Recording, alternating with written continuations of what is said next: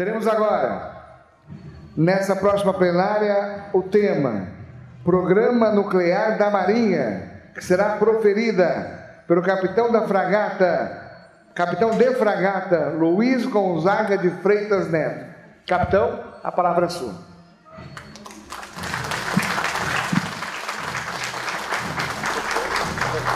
Puxa aqui, você quer esse?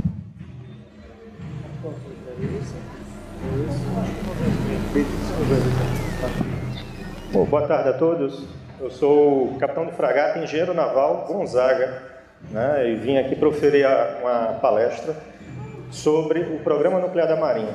Antes, eu queria agradecer a oportunidade da Marinha poder estar fazendo parte dessa conferência, né, em nome do Almirante Guilherme. Ele é o diretor do Centro Tecnológico da Marinha em São Paulo e ele me designou aqui para poder transmitir esse conhecimento para esse seleto grupo, né, de pessoas aqui do Rotary, né, sobre os temas aqui voltados para a área da Marinha. Né. A apresentação, acho que a gente está vendo ali aqui, né? Então aqui é meu nome, Luiz Gonzaga de Freitas Neto, a Conferência da União, e eu vou proferir sobre o Programa Nuclear da Marinha. A gente chama PNM. Eu vou seguir aí um sumário, contextualização, o Programa Nuclear da Marinha, o Programa de Desenvolvimento Submarino, porque esses dois programas eles são interligados. Um desenvolve uma parte e o outro, e aí eu vou esmiuçá-lo aí para os dois, né, para os senhores. Aqui é um compilado de recursos e desenvolvimento que esses dois programas geram, né, e depois eu faço umas considerações finais rapidamente aqui apenas um slide.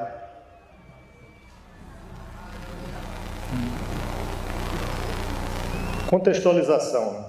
O Brasil, ele por esse norte-americano, um cientista político, George Kennan, ele fala que o Brasil ele é um dos países considerados monstros, né? Ele é um país, um dos maiores países, ele tem uma das maiores populações e ele também é um dos que tem o maior território, o Brasil. Ele é inserido num grupo Estados Unidos, Rússia, Índia, China, e um bloco completo com a União Europeia, considerando todos os países da União Europeia. Todos esses países, o que ele tem em comum? Eles usam a energia nuclear, eles viram a energia nuclear como uma solução para questões potenciais de eletricidade. Também viram sobre o uso da energia nuclear para o meio militar, que eu vou desenvolver aqui também. Agora, desses países, o Brasil é o único daqueles em que usa a energia nuclear apenas para fins pacíficos. A gente não tem ogivas nucleares, é isso que eu quero dizer. A gente só tem a propulsão nuclear. E aqui, eu não sei se todos os senhores já escutaram falar o termo chamado Amazônia Azul. É uma área que ela se estende do litoral de toda a nossa costa até 200 milhas náuticas. Essa área, só quem pode ser utilizado os recursos naturais dela é o governo brasileiro. Algumas embarcações ela pode trafegar de maneira inocente por ela, mas não podem pescar ou retirar os recursos naturais nessa região. É proibido. A Marinha ela tem a função de proteger essa área. Por que ela é chamada de Amazônia Azul? Porque essa área, né, ela se estende aqui do Amazonas até aqui o Rio Grande do Sul, né, costeiramente, e aqui, Amazônia não, né, talvez Belém, até aqui, e a área é basicamente a área da Amazônia Verde. Outra questão importante, 95% do comércio feito entre países é feito por meio marítimo. Fazer comércio por avião é muito mais caro. Então, e ele não comporta tanto material. Já embarcações mercantes, elas têm uma capacidade muito grande para desenvolver e para poder transportar qualquer tipo de material. E a OCDE, a Organização para a Cooperação e Desenvolvimento Econômico, ela já falou que em 2030 a tendência é que esse comércio aumente 380%. Há necessidade de se proteger toda essa área do entorno brasileiro. Essa área aqui também da Amazônia Azul, ela equivale a 67% da área do território brasileiro. 95% eu já falei, exportações e importações.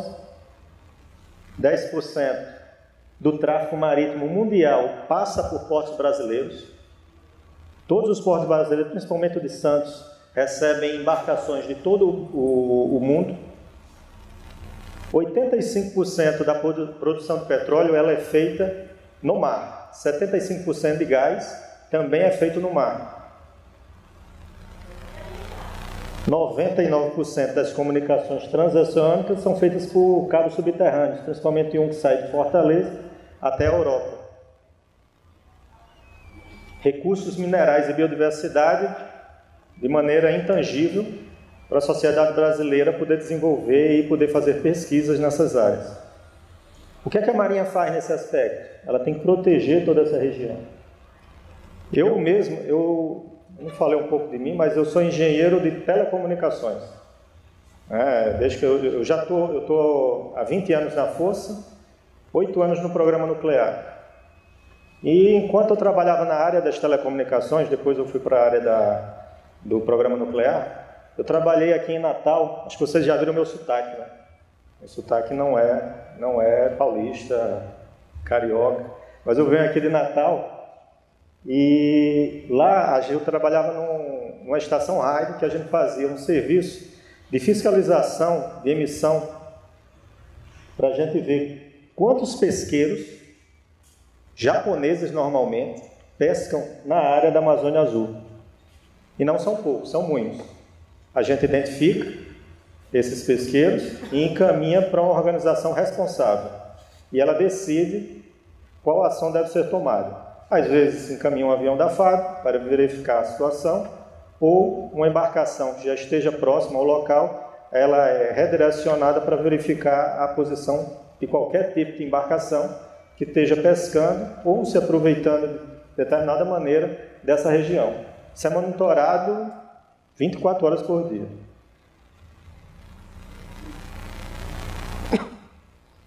Eu já falei de uma ameaça, né? Essas questões da utilização do nosso mar em proveito, que não naquele que seja o brasileiro. Mas existem muito mais. Aqui eu vou citar pirataria. As pessoas dizem, pirataria ainda hoje existe, principalmente nessa região aqui, que é o Golfo da Guiné. O que é que o Brasil tem a ver com o Golfo da Guiné?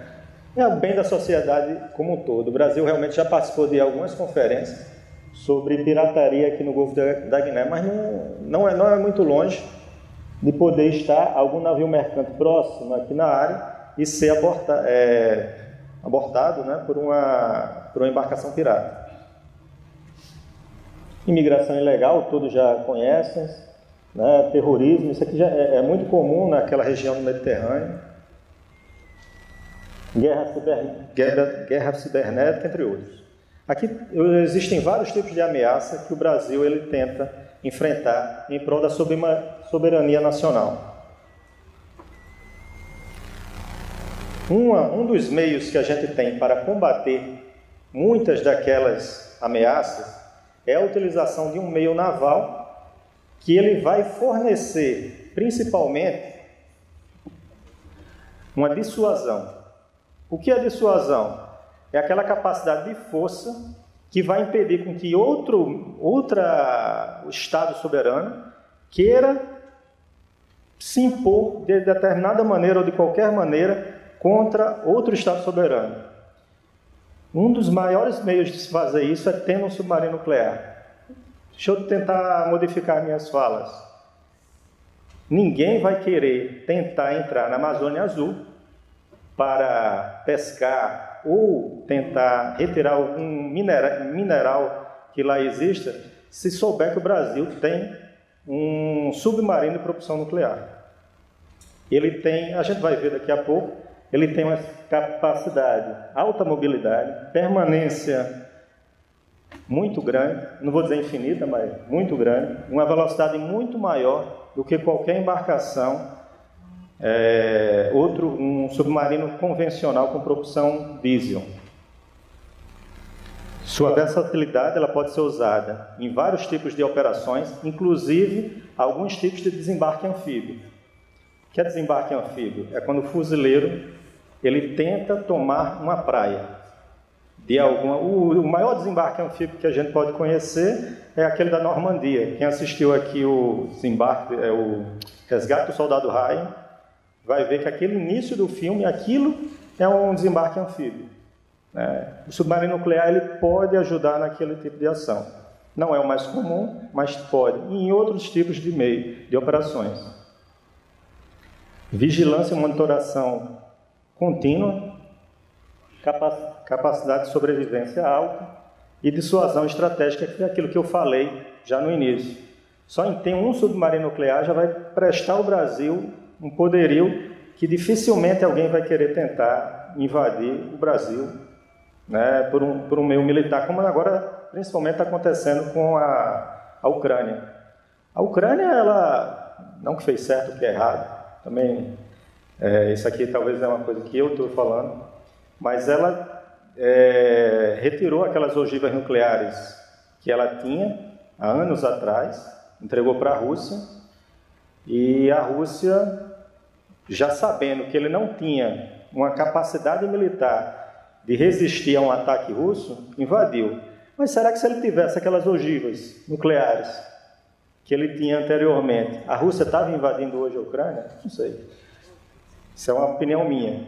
Mas tenho certeza que se a gente tiver um submarino nuclear, nenhuma nação no mundo, por mais poderosa que seja, ela vai querer invadir o Brasil.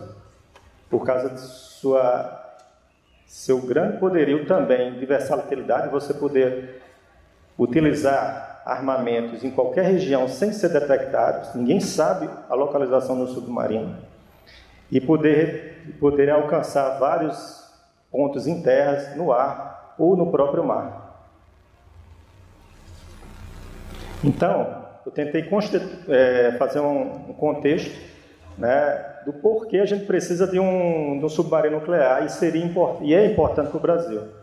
Agora eu vou dizer como a Marinha está tentando alcançar esse submarino nuclear. A gente vai começar com o PNME, o Programa Nuclear da Marinha. Em 2008, começou-se a fazer a Estratégia Nacional de Defesa. É um documento feito pelo governo federal que estabelece diretrizes para garantir a segurança nacional e também a capacidade e o treinamento das Forças Armadas. Então, lá vai estar dizendo o que se espera da Força Armada em um determinado período. E para a Marinha, tem uma frase que diz, e essa parte aqui é o que está ligado ao Programa Nuclear da Marinha. Tem mais coisa, mas aqui eu só trouxe a parte que se enquadra naquele do Programa Nuclear da Marinha. Atribui-se à Marinha a responsabilidade pelo setor nuclear.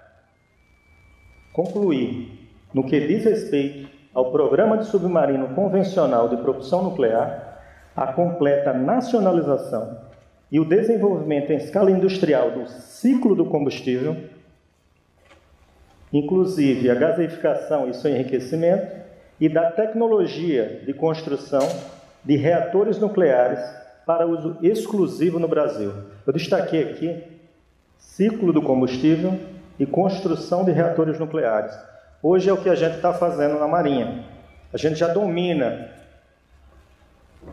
quase todo o ciclo do combustível. Vamos dizer todo, eu vou explicar até onde a gente não domina. E nós estamos construindo um reator aqui no interior de São Paulo, em Iperó, a gente vai ver também aqui, que é o Labigênio. Ele é um protótipo daquele que vai ser utilizado dentro do submarino nuclear. Então, o PNME ele tem dois pilares: o domínio do ciclo combustível nuclear e o desenvolvimento da construção de propulsão nuclear, projeto e fabricação, do elemento combustível. O elemento combustível é um aparato, né, metálico com o urânio enriquecido que é colocado no submarino. Então, a Marinha desenvolve esse projeto e também a construção do reator que vai usar esse combustível. Porque também não adianta a gente ter um submarino e não ter o combustível dele. A gente tem que saber produzir esse combustível. Eu não falei, mas o Brasil é a 6ª maior reserva de urânio do mundo, né? Então, nós temos urânio suficiente, a gente só não consegue fazer o processamento em uma etapa, né, para alcançar esse combustível nuclear. A Marinha está desenvolvendo essa etapa que falta. Então, aqui é como se fosse o submarino nuclear. Na realidade, é o submarino convencional com propulsão nuclear. Essa parte aqui do meio é onde fica o reator. Essa parte aqui ninguém dá informação para o Brasil de como tem que ser feito. Então, o Brasil tem que desenvolver essa tecnologia de maneira autóctone, própria.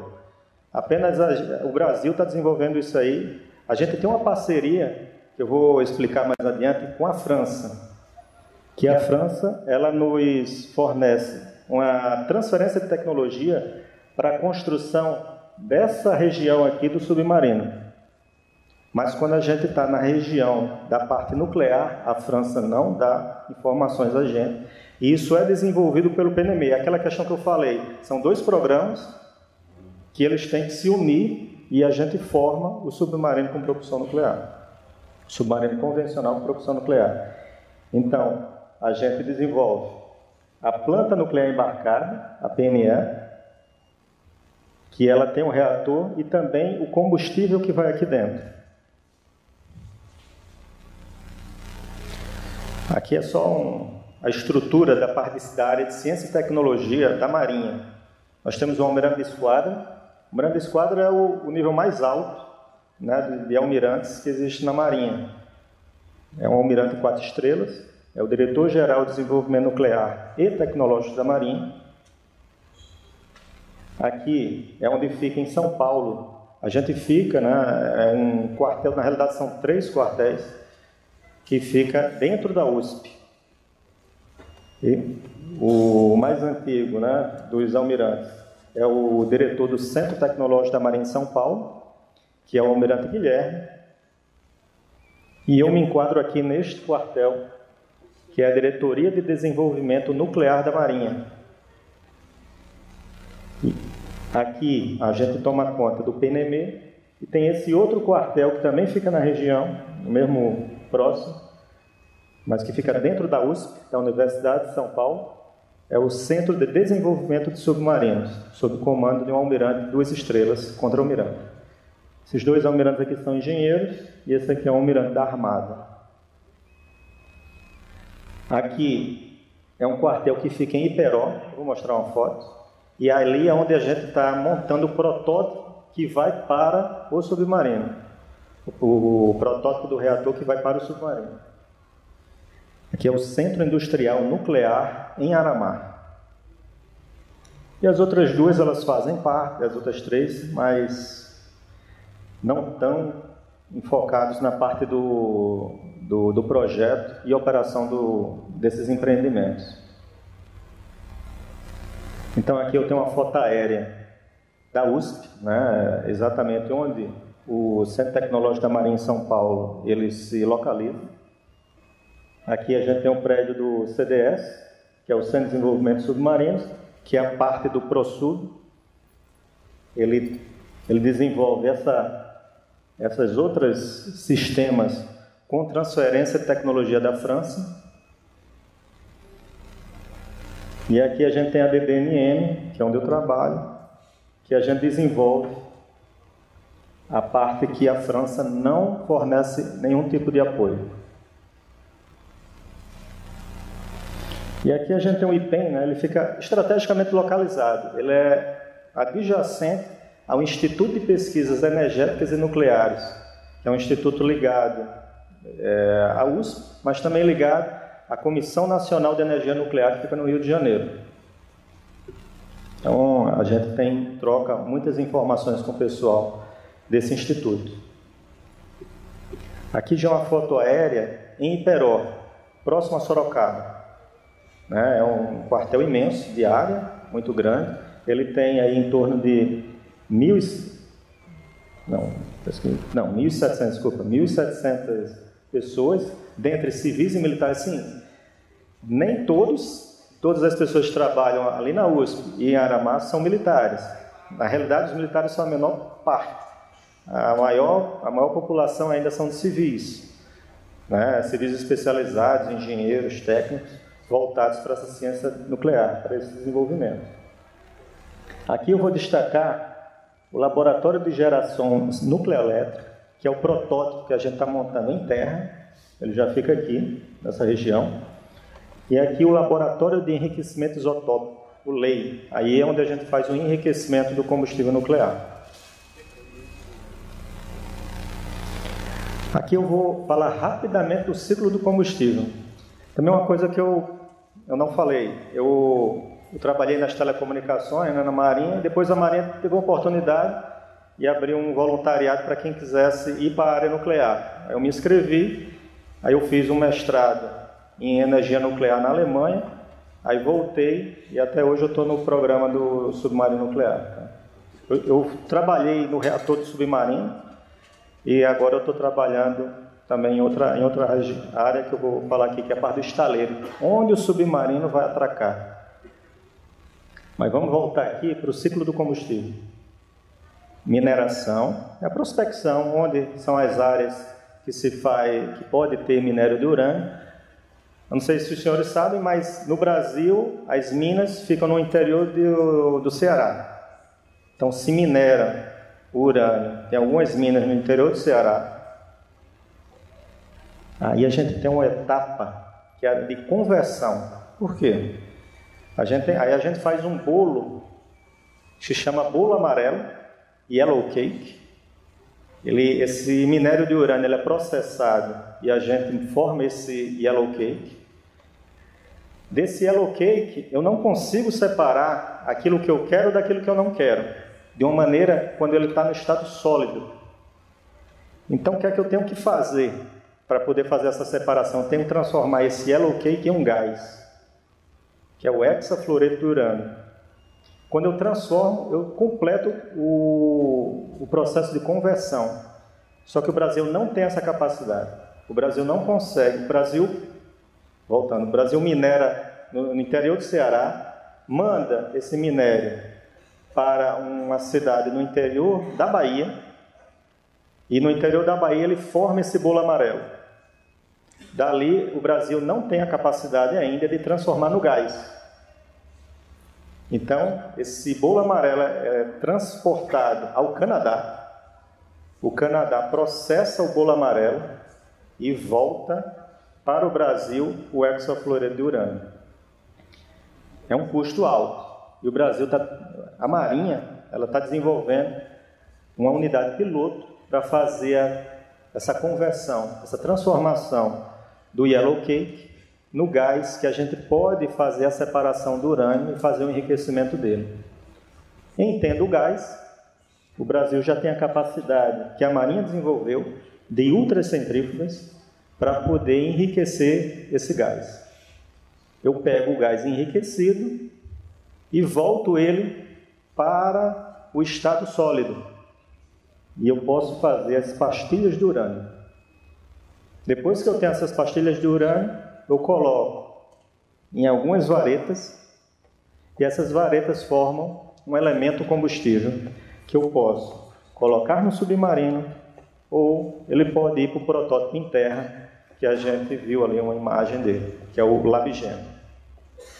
Então, a gente tem que fazer o domínio do ciclo do combustível. Está lá na Estratégia Nacional de Defesa. Só está faltando a gente fazer uma etapa aqui na conversão. E é essa unidade aqui que a Marinha está montando e que aguardamos que em breve nós já consigamos converter o bolo amarelo, que é o yellow cake, no gás hexafluoreto de urânio. Vai ser muito mais fácil a gente transportar o gás. Tá aqui. Aqui está os hexa, a unidade piloto de hexafluoreto de urânio. É muito melhor transportar daqui para cá, que é o lei, do que ter que transportar o bolo amarelo lá da Bahia para o Canadá e voltar. Vai ser bem mais tranquilo, porque a gente ainda não tem essa capacidade, mas em breve nós teremos. E aqui já é a entrada do lei, né, o laboratório onde ficam as cascatas, ultracentrifugação, para poder separar aquilo que eu quero daquilo que eu não quero. E com isso eu enriqueço o urânio.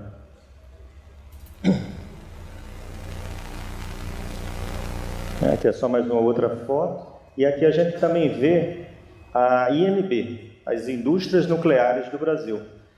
Ela faz esse serviço também de ultracentrifugação para a Angra. Só que ela não produz tudo. E quem fornece as cascatas para a INB é a Marinha. A gente tem uma unidade de fabricação de cascatas que fica em Aramá, e quando elas estão prontas, a gente encaminha para a INB e a capacidade de processamento dela começa a aumentar. Né? Estima-se que no meio de 2030 o Brasil já esteja capaz de produzir todo o urânio enriquecido necessário para as usinas de Angra 1 e 2. E um pouco mais quando a gente conseguir Angra 3, também a gente vai ter toda a produção, a gente não vai precisar importar o combustível das usinas. Aqui é o LabMat, o Laboratório de Materiais Nucleares.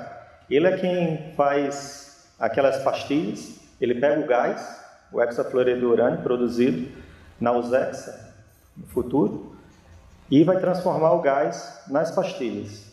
E vai colocar as pastilhas nas varetas, e dessas varetas vai formar um elemento combustível e ele vai para o reator. Isso aqui só está faltando também um pouquinho, é tudo um pouquinho, né? Mas a gente vai chegar lá. Aqui é uma cooperação que existe entre a Marinha e a INB. Ela também pode produzir alguns elementos combustíveis para a gente. E aqui é o LabGene, é o protótipo. A gente vai mostrar mais fotos. Essa aqui é a imagem aérea do prédio onde fica o LabGene, que é o protótipo que vai entrar no submarino nuclear. Ele é igual ao do submarino nuclear? Não, é parecido, mas já com esse a gente consegue validar vários dados de projeto para que os órgãos reguladores confiem na segurança desse reator e autorizem a nosso licenciamento. A Marinha, ela não faz, monta e instala e usa, não. A gente projeta, manda o projeto para uma análise de um órgão independente, que é a CENEM, a Comissão Nacional de Energia Nuclear. Ela vai autorizar a dizer que o nosso projeto é seguro e depois a gente constrói e opera. Isso é importante até para aferir mais visibilidade e segurança a todos os procedimentos, né, que a Marinha faz. E eles têm que tomar cuidado, porque se ocorrer qualquer acidente nuclear, quem deu essa licença responde solidariamente. Então, a gente está lidando com um órgão extra e que eles estão preocupados que o nosso projeto seja seguro. E é. Né? Já diria, a gente tem uma quantidade imensa de recursos de segregação, independência, que as normas exigem para que qualquer evento de falha consiga, se ocorrer, né, consiga ser desligado e colocado em estado seguro o reator. Então aqui é o prédio das turbinas e aqui é o prédio onde fica o reator mesmo. Esse prédio é sísmico, né? Se houvesse, mas não é o caso, mas se houvesse um terremoto, esse prédio aqui ele não cai. Ele teve que ser construído com requisitos sísmicos.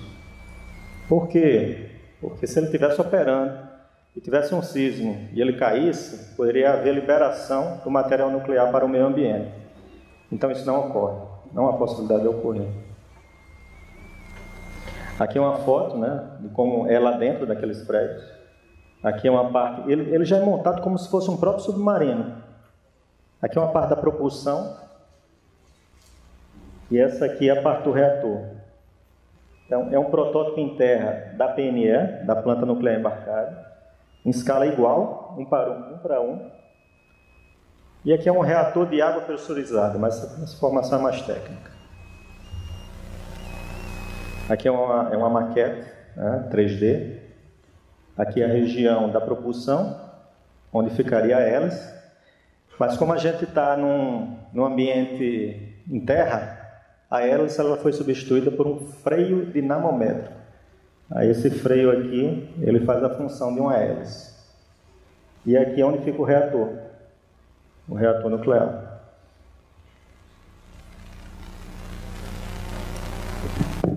Principais ações em curso, né? Hoje a gente está já numa fase de montagem eletromecânica dessa região aqui, que é a região mais crítica. Isso tudo com licenciamento da SENEM. A gente busca na empresa... Qual é a grande dificuldade da Marinha hoje? Não é projetar, não é construir. É a gente adquirir o que a gente precisa para que os sistemas sejam seguros. Que a nossa indústria ela ainda não consegue fornecer todos os equipamentos que nós precisamos, com um grau de segurança que é exigido. Então, o que é que a Marinha tem que fazer? Ou a gente desenvolve, ou a gente compra no exterior. Então, tem várias etapas que a gente tem que desenvolver e tem muita coisa que a gente tem que buscar no exterior. E esse buscar no exterior, o que é que nos causa? Eles são negativas de exportação. Os governos, até que as empresas querem vender para o Brasil, mas eles têm que pedir uma autorização ao governo, e o governo não autoriza. Isso aconteceu com a França, entre vários outros países. A gente pede, a empresa, quero fornecer para vocês essa bomba, essa válvula, porque a gente não tem capacidade de fornecer, de fabricação aqui no Brasil.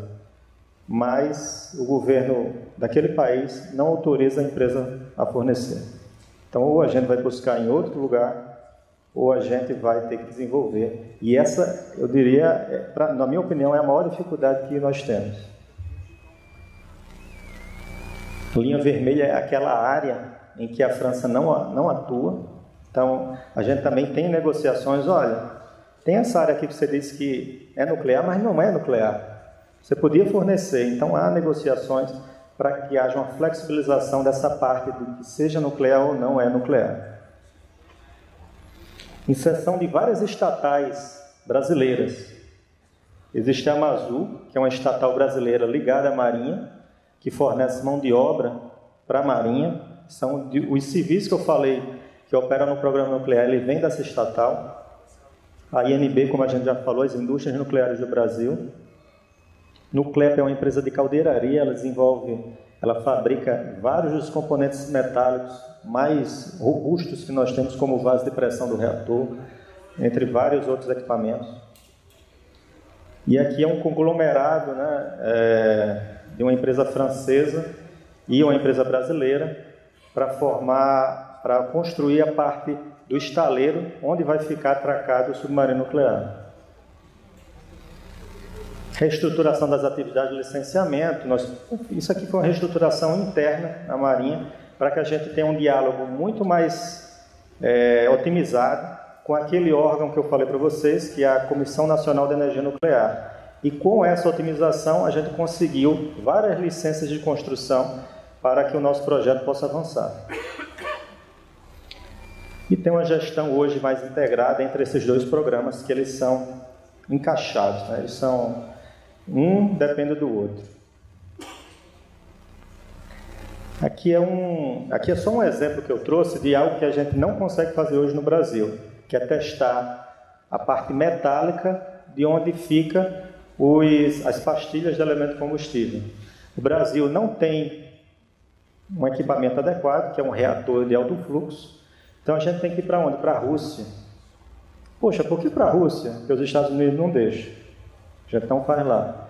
A única que deu uma solução para a gente foi a Rússia, mas até que agora com esse conflito eu mesmo não sei como é que vai ficar as negociações.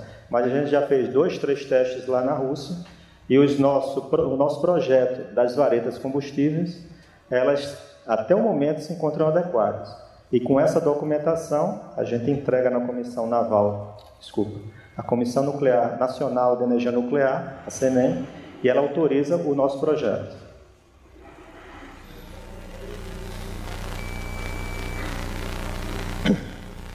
E aqui são os desafios, são vários. A ausência de referência, esse nosso reator nós mesmos construímos, então não existe referência.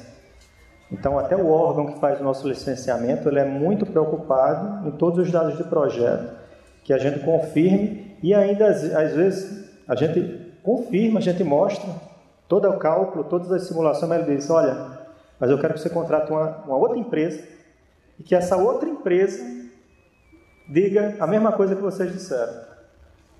E ela tem que dizer qual é a empresa, uma empresa que ela confie. Então, é difícil. Eu vou dizer que são muitas as etapas de licenciamento que a gente está sujeito para que o nosso projeto seja validado e seja realmente construído. A obtenção de equipamentos e serviços, uma vez que a indústria nacional não consegue suprir na íntegra a demanda no PNM, como já expliquei aos senhores. Negativas de exportação também, já falei, é difícil. Eu mesmo fiz um documento, umas 17 páginas, para mostrar para a AGU, olha, a gente não consegue a negativa de exportação. A gente não consegue contratar determinada empresa, então a gente tem que contratar essa outra. E até que a AGU entenda, a gente fez várias documentações para que ela entendesse essa nossa dificuldade. Compatibilização das incertezas contratuais com as exigências da legislação é basicamente isso, é a dificuldade da gente colocar os nossos interesses. Não, por que você está comprando esse produto aqui, que é muito mais caro, você tem aqui nos Estados Unidos, que ela não vende. Então é difícil a gente adequar a nossa legislação àquilo que a gente precisa, mas a gente demora muito tempo, né, fazendo essas justificativas. E os órgãos, graças a Deus, os órgãos de controle brasileiro, eles estão cientes e aprovaram, né, legalmente todas essas nossas demandas. Todas essas demandas foram impostas. Otimização dos processos licitatórios, estruturação de apoio, manutenção do pessoal qualificado e motivado. Eu sou um caso, né? Marinha gastou comigo para eu me qualificar, fatalmente eu vou ficar no projeto nuclear por um bom tempo. Não foi só comigo, a Marinha qualifica muitos oficiais, né, para esse programa. Manutenção de aporte de recursos financeiros contínuos é o mínimo, até para que a gente não entre num estágio que a gente vai até perder recursos, né, com isso. Então a gente sempre tem que ter um mínimo de recursos para poder que o programa possa sempre avançar. Benefícios para o Brasil. A gente fornece as cascatas PNB, que gera eletricidade para cidades do Rio de Janeiro. Ela pode ser aplicada na agricultura e meio ambiente. A agricultura tem a parte de irradiação de alimentos. Alguns alimentos eles podem ser irradiados de determinadas maneiras, tem várias, e a Marinha pode desenvolver essa tecnologia para que o alimento não fique maduro até chegar na Europa. Então ela passa por uma irradiação, ele demora mais a amadurecer e ele pode ser transportado por mais tempo para alguma localidade distante. Também faz a gente pode pegar vários machos do inseto o Aedes aegypti e fazer com que ele passe por um estado de irradiação em que ele não possa mais reproduzir. Então, com isso, ele é solto na natureza, ele faz a reprodução, mas não gera mais filhotes, larvas. Isso é um dos exemplos do uso da energia nuclear para o meio ambiente. Reator nuclear de pesquisa e produção de radioisótopos. Isso já é um outro projeto bem importante. Eu falei aqui que o Brasil não tem um reator de alto fluxo, mas para a gente poder fazer os testes com as varetas combustíveis.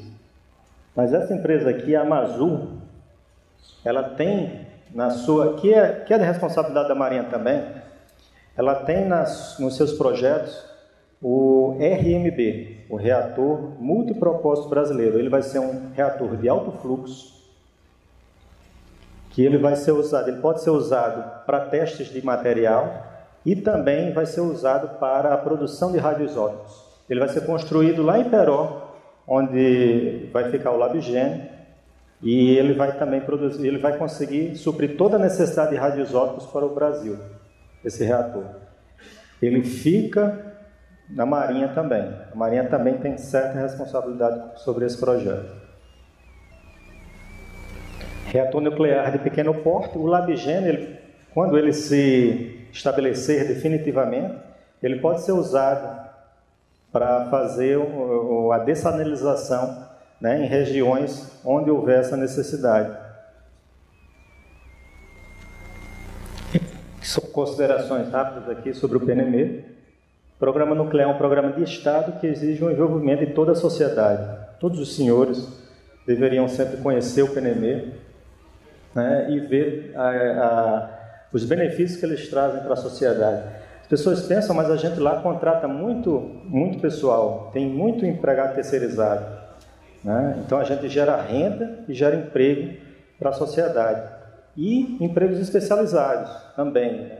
A maioria são especializados, né? Engenheiros, físicos, químicos, que trabalham com a gente, que a gente tem que contratar, né, para que desenvolva esse programa. Eu vou lembrar que esse programa não tem apoio, né, internacional, como acontece com o ProSub. Então a gente precisa realmente da população brasileira nesse programa. Deve ser cercado pela cultura de segurança nuclear e produção física, sempre, né? Então nós somos fiscalizados por outro organismo. O LabGen é um projeto de desenvolvimento complexo e inédito no país, que não conta com assistência técnica externa. A prontificação do LabGen é condição imprescindível para a obtenção do nosso submarino, aquele submarino de propulsão nuclear. As tecnologias desenvolvidas e o arrasto tecnológico gerado no PNME, pelo PNME, possuem um valor intangível, cujo beneficiário direto é a sociedade brasileira, bem-estar social e crescimento econômico. Necessita de indústria qualificada, pessoal qualificado e aporte contínuo de recursos. O PNME realmente é um projeto de uma envergadura imensa, com desafios extraordinários, mas que a gente está enfrentando um por um, mesmo com essas dificuldades. Aqui agora eu vou falar do ProSub. ProSub já é aquela parte do submarino que não se envolve com a área do reator. Ele também está na Estratégia Nacional de Defesa, o ProSub. Do mesmo jeito que eu falei, lembrando, a Estratégia Nacional de Defesa é aquele documento de Estado, né, que estabelece diretrizes para a segurança nacional e também a capacitação e a prestação das Forças Armadas. Ali diz o que se espera de cada força em um período determinado de tempo. Esse documento ele começou em 2008 e ele sempre sofre revisão, se eu não me engano, a cada 4 anos. Então, em outro trecho do ProSub, da Estratégia Nacional, a gente tem o Brasil contará com a Força Naval Submarina de envergadura, composta de submarinos convencionais e de submarinos de propulsão nuclear. O Brasil manterá e desenvolverá sua capacidade de projetar e de fabricar tanto submarinos de propulsão convencional como de propulsão nuclear. Então, a gente tem que produzir todos os submarinos convencionais. Tem tecnologia para nós mesmos desenvolvermos submarinos convencionais e de propulsão nuclear. Essa aqui é a parceria que existe, Brasil-França. Aqui são os outros países que detêm submarinos de propulsão nuclear. O Brasil está se inserindo nesse grupo. China, Inglaterra, Estados Unidos, Rússia. E o único que ainda deu uma certa assistência ao Brasil foi a França, mas nada no que tange a área nuclear. A acordo estratégico foi feito em 2008, né? Contratos foram feitos em 2009. A UFEM, que eu vou mostrar para vocês, a unidade de fabricação de estruturas metálicas, foi feita aqui no Brasil, ela já está em operação, ela já fez o casco dos submarinos. E aqui outros acontecimentos, né? A gente já teve o lançamento do submarino Riachuelo, que ele deve ser entregue esse mês ao setor operativo. O que quer dizer, pô, entregue esse mês, já lançou em 2018? É porque normalmente na Marinha o que acontece? Você faz um meio, não precisa normalmente ser um submarino. Faz um meio, pode ser um meio de superfície, e ele fica na engenharia. A engenharia ele terminou, aí ele fica na engenharia. Os engenheiros vão testar esse meio por diversos anos, todos os sistemas deles, e quando ele estiver todo testado e qualificado, ele é entregue para poder ser operado para qualquer tipo de operação militar. Então, esse mês está se entregando o Riachuelo ao setor operativo. Lembrando aqui, a Índia só integrou esse grupo aí porque ela safou aí um convênio com a Rússia, né? E hoje ela está com um submarino nuclear emprestado da Rússia. Então, voltando àquela figura, ela é bem interessante. Essa parte aqui não entra no acordo Brasil-França. E todas essas regiões aqui, elas operam. Elas entram, né? O contrato 1, a gente tem material e construção de 4 submarinos convencionais. O contrato 2, material e construção para o SCPN, submarino convencional com propulsão nuclear. O 3, torpedos e contramedidas. O 4 é infraestrutura. Hoje, eu fico responsável por esse projeto. É o projeto de onde vai ficar atracado o submarino nuclear, submarino convencional com propulsão nuclear. E como serão as manutenções dele e como será a troca do combustível nuclear. Ele fica nessa região.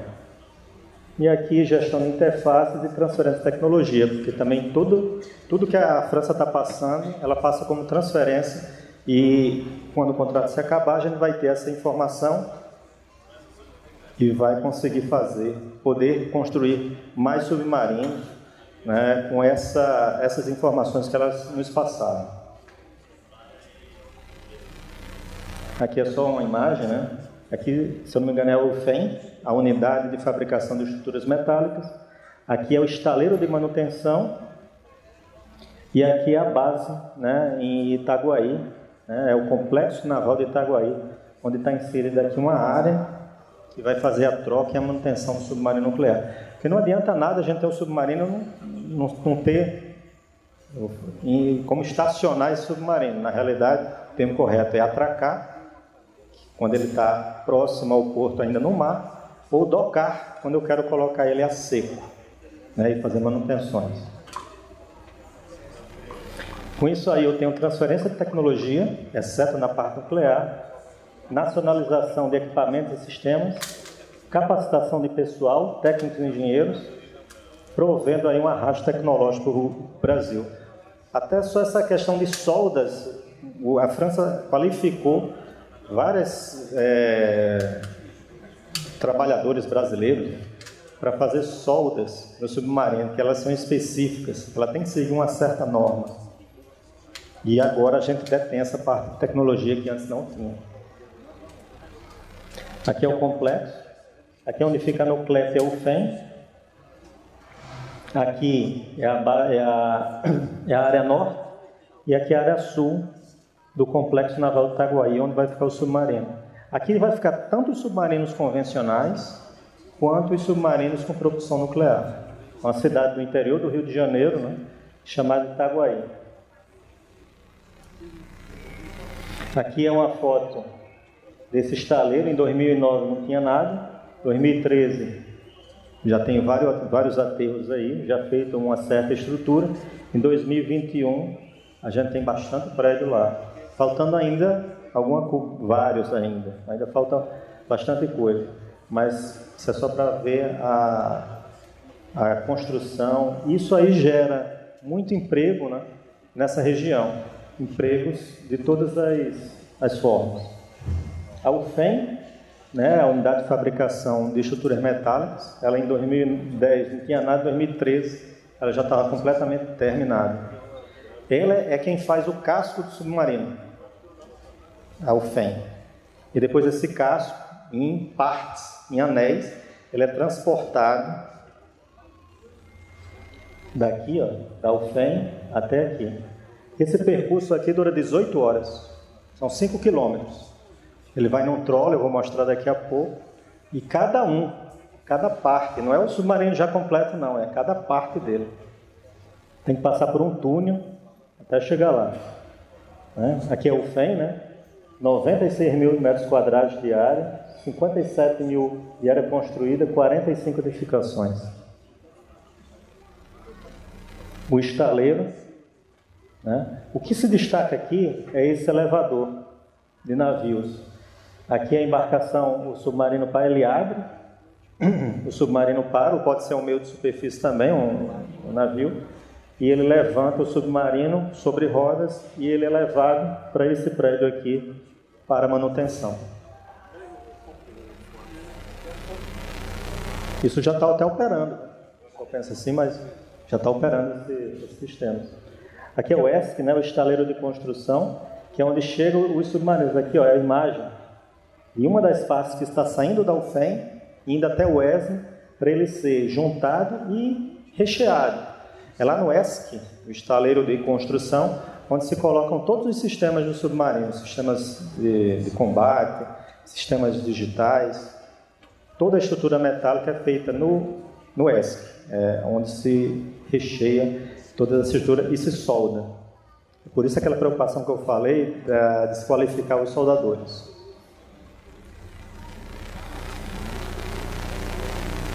Então, a ICM, ela é um conglomerado, ela na realidade é um consórcio de duas empresas, uma francesa e uma brasileira, e ela que vai prestar apoio à manutenção aos submarinos nucleares e aos submarinos convencionais brasileiros. Ao submarino nuclear, só a parte que não seja nuclear, e a parte nuclear, aí a Marinha está desenvolvendo um outro centro, um outro complexo, para fazer essa manutenção na parte nuclear. Aí é onde eu fico com esse projeto. Aqui, o projeto do submarino convencional, ele é similar ao submarino francês, o Scorpene. Ele só tem uma área maior devido ao paiol de mantimentos e tanques e acomodações. Tendo em vista que a tripulação brasileira, para operar um submarino, ela é maior do que a francesa. Então, teve que ser modificado um pouco o projeto do francês para se adequar ao que o Brasil necessita. E esse mês a gente já deve estar lançando ao meio operativo o Riachuelo. Ele já foi montado, já está na água, já está em operação. E esse mês aqui a gente deve ter o Riachuelo operando, né, com os nossos militares. E o Humaitá, que ele já está em mar, ele já foi lançado no mar, espera-se que em fevereiro do próximo ano ele também já seja entregue. O toneleiro, esse eu tive a oportunidade de entrar, né?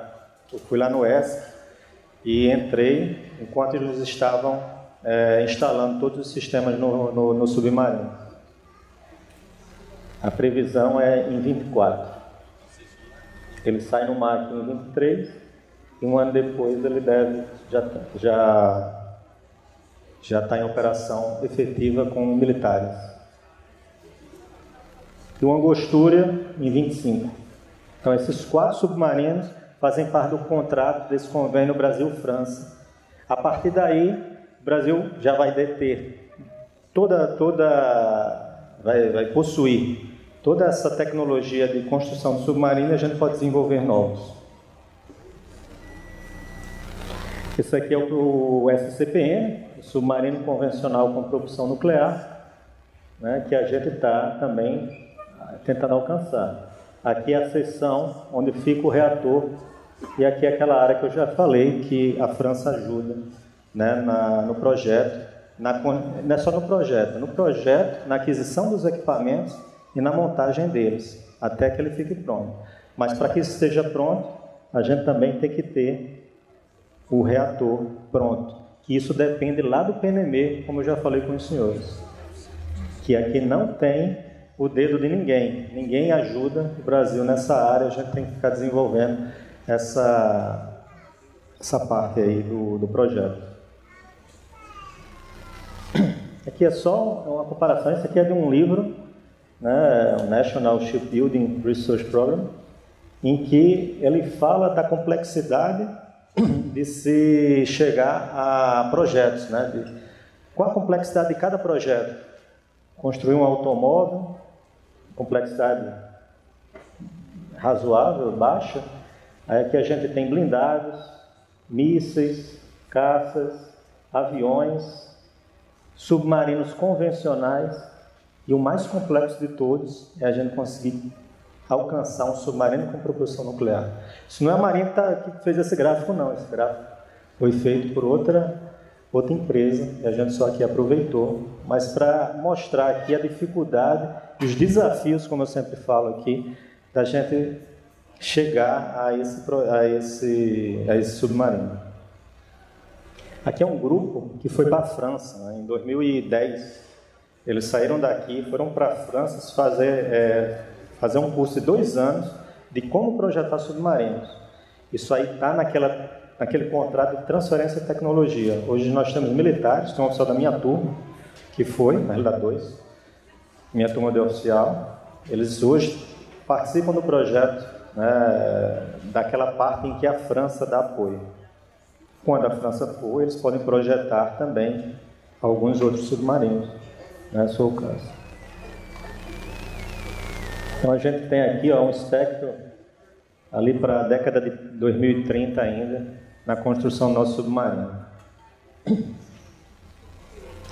Aqui é só uma responsabilidade social na área de Itaguaí, né? Qualidade do ar, água, radionuclídeos, né? Fauna, entre outras, é tudo monitorado. Trabalho e renda na Ilha da Madeira, que é aquela região onde fica o estaleiro. Preservação da Baía de Sepetiba. O fim do pesadelo chamado Ingá, que era uma indústria de mineração que ela jogava dejetos naquela região. Quando a Marinha chegou lá, ela acabou com suas operações. Que a Marinha ali, tudo bem, a gente ia ver, né? Na realidade era o que acontecia. Olha, você não pode fazer isso. Aí findou que ficou inviável ela continuar e ela acabou suas partes. Aqui eu já estou acabando. Então, a Universidade e o Instituto de Pesquisas que nos apoiam, né, no projeto, a USP, a UFRJ, a Federal Fluminense, entre outras, CAPES, transferência de tecnologia, nós temos o projeto submarino, construção de submarinos e a construção de infraestrutura. Geração de empregos. O ProSub estima gerar mais de 24 mil empregos diretos. A Marinha contratando pessoas diretas. Eu mesmo, no projeto do estaleiro, estou contratando agora em torno de 30 pessoas, 30 engenheiros. E 40 mil indiretos. Né? E aqui são outros dados, né? Mais ou menos de onde saem esses valores. Né? Construção aqui do estaleiro e base naval, construção da UFEM, né? Da Unidade de Fabricação de Estruturas Metálicas, entre outros, de onde estão aqui os valores. E aqui a gente vê os tributos arrecadados também, gerando renda para o governo, as prefeituras que ficam nas regiões, os governos estaduais e municipais. Aqui gerando quase R$1 bilhão aqui de reais, só de impostos. E aqui eu vou acabar, vou falar aqui que eu tenho 5 minutos. Então, considerações finais. O PNM, o Programa Nuclear da Marinha, e o ProSub são programas de Estado que possuem um elevado potencial de desenvolvimento da indústria nacional por meio dos processos de nacionalização e transferência de tecnologia, gerando emprego, renda e benefícios para a sociedade brasileira. O desenvolvimento científico e tecnológico está intimamente ligado com a sobrevivência e a prosperidade do país. Quem falou essa frase foi o almirante Álvaro Alberto da Mota e Silva, o almirante Álvaro Alberto, que impulsionou, ele foi a pessoa que iniciou o programa nuclear na Marinha. Ele que teve a ideia, na década de 70, de iniciar o Programa Nuclear da Marinha. E ele foi o fundador da CAPES, que hoje faz fomento, né, de pesquisa e desenvolvimento no Brasil. Foi ele o fundador. Ele também teve um prêmio de química que ele ganhou. Ele foi almirante da Marinha. E o submarino nuclear da Marinha, o primeiro, vai se chamar Álvaro Alberto. Vai ser o submarino Álvaro Alberto. E aqui eu termino essa apresentação longa, cheia de coisas. Aqui é a foto do Labigênio. Muito obrigado.